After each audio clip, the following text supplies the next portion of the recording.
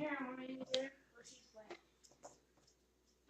everybody, Kelly Michelle here in Utah. Hey, today I wanted to share with you how I do meal prep for my bearded dragons. Most of us are super busy. We lead pretty crazy busy lives.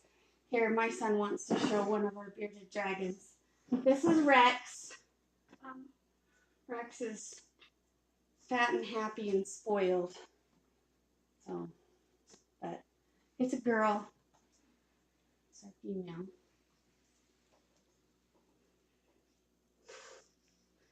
Okay, so here, Miles, you can put her back now. What I want to show you is how I save time, how I'm able to feed my bearded dragons. I mean, they sell these like dehydrated meals, and maybe someday when I have tons of time, when my business grows to a point where I can. No, I take that back. I don't think I'm ever gonna not do it this way, just because it does save so much time. So it does save a lot of time. Anyways, there's this like dehydrated food that you can buy for them, and you just put it in water, but I think it's nasty and they think it's nasty. So I like to eat fresh. I like to feed my animals fresh as well. And this is how I do it. First off, I start off with a bunch of mustard greens. You can use really any kind of greens. You don't want to use iceberg lettuce because it doesn't really have nutritional value. And you don't want to use spinach because spinach is too high in calcium for bearded dragons. But you can use other greens. You can use other types of lettuces. I use mustard greens. You can use bok choy.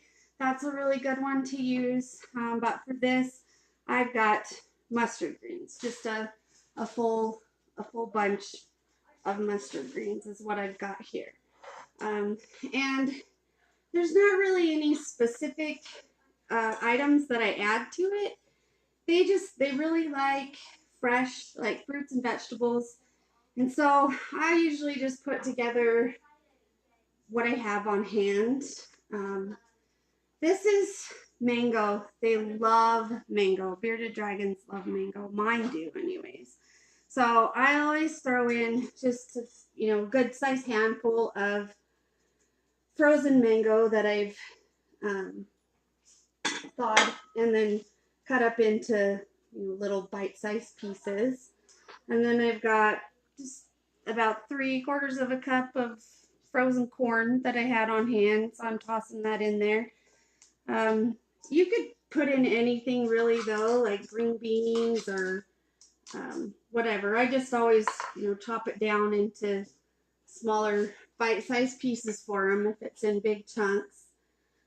This is peas, just some frozen peas that I have, so I'm throwing those in there. And then some strawberries, throw those in there. And like I said, you can really use like anything, whatever you have on hand. This isn't a specific recipe, just any kind of fruits and vegetables, as long as it's not too high in calcium. The main one I think that you want to avoid is spinach. And then there's some grapes, and I've just cut them down, cut them into like thirds or fourths, just so that it's more manageable for them to bite.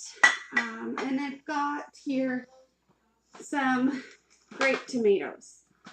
I always get the yellow ones. I'm not sure why, if it's like some kind of instinct that they have, but my bearded dragons avoid the red tomatoes. Like they won't eat them. So I don't know if it's like some kind of an instinct, whatever, but they love the yellow ones, so I always get the yellow ones. And then same thing with those. Cut them down, like thirds or fourths or whatever, just into smaller pieces so they can eat them. We'll take the stuff. Ron Glover said hello. Hi, Ron. Poppy's filming for me today, so I don't have, I can't see who's on. But this, what I do, just put it all together, makes it really good. I'm making a mess. Just kind of make them basically like a tossed salad with like fruit and veggies. And after I get it all mixed up good, I've got, this is something I got at the dollar store, but I've used like muffin tins before. What I do is just line it with a piece of plastic wrap and take. He said it looks so good. It is good, and they love it. They love it so much more than this gross, dried out stuff. So then you just take a little handful of it, about what you would put into their bowl, and stick it down into like the muffin tin or whatever you're using, and just kind of squish it together, make a ball. And what you're going to do with it then is put it in the freezer. After it freezes, you can take it out of here and then cut around your individual little pieces, the muffin tins, or like this is an egg